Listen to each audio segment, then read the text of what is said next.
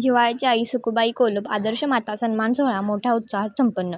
भारतीय बौद्ध महासभेचे सांगली जिल्हा महासचिव जितेंद्र कोल्हप यांचे मातोश्री दिवंगत सखुबाई रामचंद्र कोल्हप च्या तृतीय स्मृतिदिनानिमित्त सांगली जिल्ह्यातील 12 मातांना आदर्श आई पुरस्कार देऊन सन्मान करण्यात आले.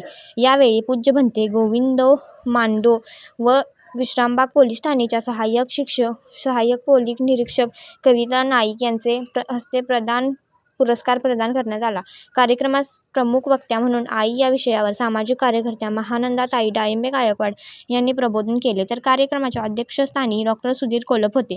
सांगली जिल्ह्यातील सामाजिक, शैक्षणिक, धार्मिक, कौटुंबिक क्षेत्रात उल्लेखनीय कामगिरी केलेल्या आदर्श माता यामध्ये अक्काताई हाबळे, संपदा साबळे, विमल गोतपागर, सुनीता कांबळे, मंगल सुर्वे, सुषमा मोटे, सुनीता कांबळे, संगीता लांगडे, शोभा कांबळे, मंगल बनसोडे, सुवर्णरेखा बनसोडे. विशेष पुरस्कार महानंदाताई डाळिंबे अशा 12 आदर्श मातांना पुरस्कार देऊन सन्मान करण्यात आले.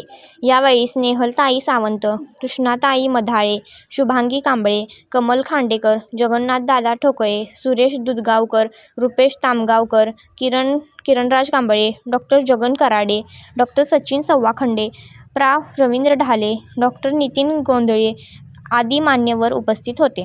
कार्यक्रमांचे नियोजन रतन तोडकर, प्रा. नौबत कोल्हप, सुहास कांबळे, डॉ. सुगंध वाघमारे, सिद्धार्थ कोल्हप, विकास कांबळे, संदीप कोल्हप यांनी केले. कोल्हप परिवार गेली 3 वर्षे हा कार्यक्रम राबवित आहे. सांगली जिल्ह्यातील 36 मातांना आदर्श आई पुरस्कार गौरवण्यात आले आहे. आईच्या स्मृतिदिनानिमित्त घेण्यात आलेल्या या विशेष उपक्रमात